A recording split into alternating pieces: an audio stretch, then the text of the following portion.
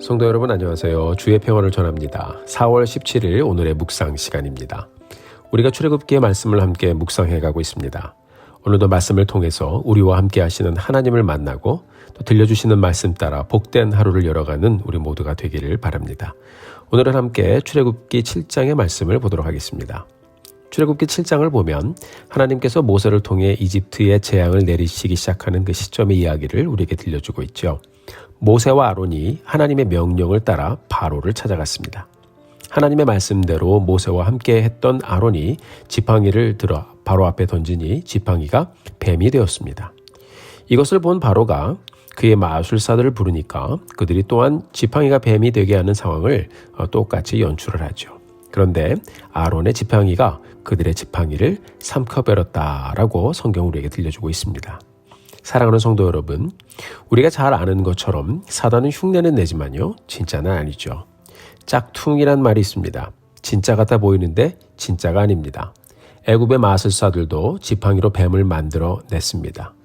이들은 어쩌면 지금까지 이런 마술로 사람들을 현혹하고 그들의 정신세계를 잡고 있었을지 모르지만 오늘 말씀을 보면 그들의 실체가 무엇인지를 우리에게 분명히 보여주고 있습니다. 아론의 지팡이가 변하여 생긴 이 뱀이 애굽의 마술사들이 만든 뱀을 다 삼켜버렸습니다. 결국 하나님의 능력 앞에 사단의 술수는 아무것도 아니다라는 것을 보여주고 있어요. 세상의 방법은 결국 하나님의 임재의 다스림을 받는다는 것을 우리에게 보여주고 있습니다. 12절에 이렇게 기록하고 있어요. 아론의 지팡이가 그들의 지팡이를 삼키니라. 아멘. 성도 여러분, 우리가 오늘을 시작하며 아론의 지팡이가 이집트의 마술사들의 지팡이를 삼켜버린 내용을 함께 묵상하며 가게 되길 바라요. 하나님의 주권을 선포하는 그 현장에서 인간들은 늘 나도 이만큼은 한다라고 생각하며 살고 있어요. 그렇죠? 그렇지만 하나님이 없는 인생의 끝은 아무것도 없다는 것을 우리는 분명히 알아야 합니다. 바로 뒤에 나오는 말씀을 보면 나일강이 피로 변하는 재앙이 나오는데요.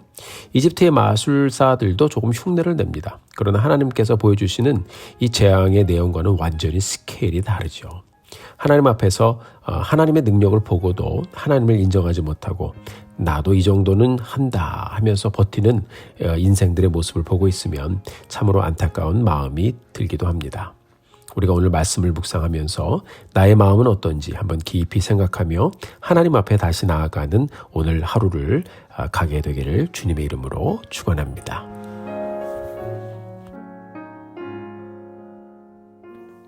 그 다음에 나오는 출애굽기 7장 14절부터 25절의 말씀을 같이 한번 보겠습니다. 자, 나일강이 피로 변한 사건인데요. 고대 문명의 발상지는 모두 다 우리가 잘 아는 것처럼 강이었습니다. 이집트 문명의 나일강, 메소포타미아 문명의 티그리스 유브라데스강, 인더스 문명의 인더스강, 황허 문명의 황허강. 그렇죠. 오늘 본문을 보니까 인류의 4대 문명의 발상지 중에 하나인 이집트의 나일강이 피로 변해버렸습니다. 하나님이 하신 일입니다. 문명은 여러분 무엇인가요? 세상의 자랑이고 또 인간의 자랑이고 그 시대의 권력이고 또 힘이었습니다. 인간의 무한한 능력이 문명을 통해서 발산이 되죠. 자, 지금은 테크놀로지 시대가 되어서 모든 것이 전환화가 되어서 새로운 차원의 문명이 세워지고 있습니다. 어떻게 보면 우리가 이런 문명을 누리지만 가만히 생각해 보면 우리는 인간이 만든 기계에 의해서 지배를 받고 사는 시대를 이렇게 살아가고 있지 않나 하는 생각 또한 들기도 합니다. 오늘 말씀을 보면 하나님께서 나일강을 피로 물들게 하심으로 매우 중요한 메시지를 우리에게 들려주고 있어요.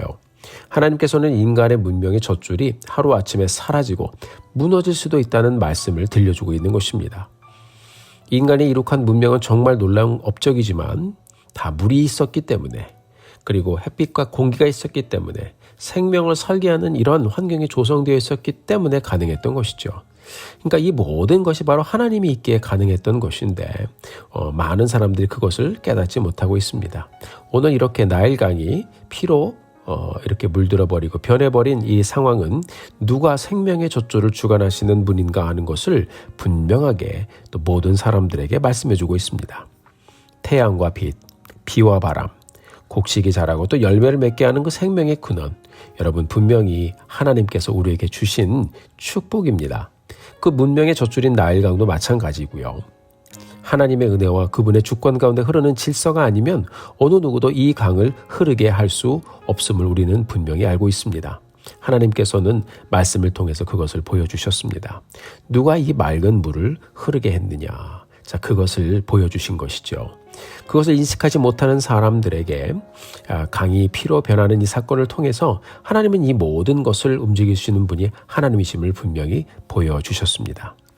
그런데 오늘 본문을 보면 바로는 강팍했다라고 기록하고 있어요.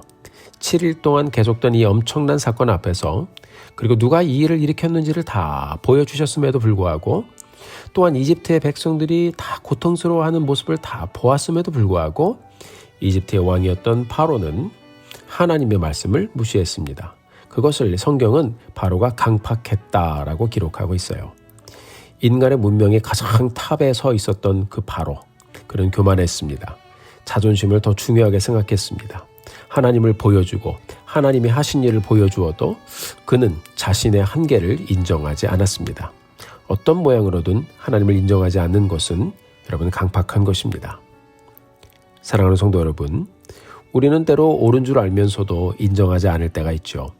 우리 성도님들도 내 자신 안에 숨어있는 바로의 모습을 보실 때가 있을지도 몰라요. 이것을 하나님께 내어놓지 못하면 결국 그것이 나를 넘어뜨리는 걸림돌이 되는 것을 우리는 또한 발견하게 될 것입니다. 강팍한 바로의 마음 때문에 결국 이집트 사람들은 다른 9가지 재앙을 이어서 쭉 지나가면서 맨 마지막에 장자가 죽는 6월절까지 지나가게 됩니다. 자, 바로의 강팍한 마음이 하나님 앞에 무릎을 꿇을 때까지 하나님은 분명히 말씀하시고 선포하신 대로 하나님의 뜻을 이루셨습니다. 어차피 하나님은 말씀대로 이스라엘을 보내게 될 것인데 바로는 버티다가 무너지는 인생이 되었습니다. 사랑하는 성도 여러분, 우리의 인생도 마찬가지가 아닐까 생각해요. 우리가 이전에는 이루어 놓은 것이 많아서 또 그것이 우리의 자랑이 되어서 그것 때문에 우리가 교만해지기도 하고 그것 때문에 하나님을 인정하지 못하고 살았을 때가 있었습니다. 그러나 어느 순간 우리가 의지하던 모든 것이 무너지는 것을 경험하고 또 그 자리에서 하나님을 만난 그런 분들도 있을 거예요. 자, 이런 깨달음은 빠르면 빠를수록 좋죠.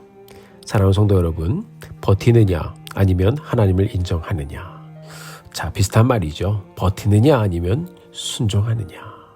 하나님을 인정하고 또 나의 연약함도 인정하느냐. 이게 다 같은 말입니다. 오늘 말씀을 우리가 함께 묵상하면서 또 기도하면서 이 말씀을 잘 생각해보고 하나님, 내가 지금 어디에 있습니까? 하나님 들려주신 말씀에 순종하며 하나님께 나가기를 원합니다. 함께 고백하며 가게 되기를 주님의 이름으로 축원합니다. 욥기 42장에 보면 하나님도 인정해 주셨던 당대의 의인 욥과 하나님이 변론하는 내용이 나와 있어요. 의인 욥이 하나님께 말하죠. 하나님, 나는 하나님을 전심으로 섬겼는데 왜 내가 이런 일을 당해야 합니까? 이렇게 변론하던 욥에게 하나님께서는 욥기 38장부터 41장의 장장 4장의 말씀을 통해서 하나님의 주권을 선포하는 말씀을 들려주십니다. 욥기 42장을 보면 욥이 자연을 다스리시는 하나님이 이 엄청난 스케일에 대해서 그 하나님의 좀 우렁찬 음성을 듣습니다. 그가 이것을 다 듣고 나서 고백하지요. 하나님, 제가 회개합니다. 제가 이 말씀을 한번 봉독해 드리겠습니다. 욥기 42장 1절부터 6절까지의 말씀입니다. 욥이 여호와께 대답하여 가로되 주께서는 무소불능하시오며 무슨 경영이든지 못 이룰 것이 없는 줄 아오니 무지한 말로 이치를 가리우는 자가 누구니이까? 내가 스스로 깨달을 수 없는 일을 말하였고 스스로 알 수 없고 헤아리기 어려운 일을 말하였나이다. 내가 말하겠사오니 주여 들으시고 내가 주께 묻겠사오니 주여 내게 알게 하옵소서. 내가 주께 대하여 귀로 듣기만 하였사옵더니 이제는 눈으로 주를 배옵나이다. 그러므로 내가 스스로 하나고 티끌과 재 가운데에서 회개하나이다. 아멘. 그렇습니다, 여러분. 하나님의 전능하심을 경험한 사람, 하나님을 만난 사람은 회개의 자리로 돌아가 하나님의 은혜를 간구하게 되는 것이죠. 오늘도 하나님께서 말씀을 통해 내게 말씀해 주시면서 하나님을 인정해라, 순종의 삶을 살아봐라 이렇게 격려해 주신다면 우리 성도님들 어떻게 답변하시겠습니까? 우리에게 바로와 같은 고집과 교만한 마음이 혹시라도 있다면 하나님 앞에서 이 시간 나를 내려놓고 또 회개하며 다시 하나님을 인정하는 자리, 다시 하나님의 말씀에 순종하는 자리로 우리가 함께 나아가게 되기를 바랍니다. 그곳에서 나를 지금도 변함없이 붙잡고 계신 하나님을 발견하고 그 하나님 말씀에 의지하여 그분과 복된 동행을 이루는 우리 모두가 되기를 주님의 이름으로 축원합니다. 함께 기도하시겠습니다. 사랑의 아버지 하나님 감사드립니다. 오늘도 새날을 주시고 놀라운 은혜를 주셔서 우리로 살게 하시는 그 하나님을 찬양합니다. 오늘도 다시 내 삶의 근원이 되어주신 하나님을 찬양하고 또 하나님을 예배합니다. 주님, 이날의 복된 날이 되게 해주시고 하나님께 영광이 되는 나의 삶 되게 하여 주시옵소서. 하나님 아버지, 내 삶에 하나님의 말씀이 들려지고 선포되었는데 혹시 바로와 같은 마음 때문에 알면서도 순종하지 못하는 부분이 있는지 돌아봅니다. 주님, 저의 마음 붙잡아 주시고 주님의 길로 인도하여 주옵소서. 오늘을 살면서 다시 말씀에 순종하는 자리로 가게 해주시고 하나님이 주셨습니다. 하나님이 살리셨습니다. 하나님이 이루셨습니다. 라고 고백하며 하나님께 영광 돌리며 나아가는 우리 모두가 될 수 있도록 주님 축복하여 주시옵소서. 예수님의 이름으로 기도드렸습니다. 아멘.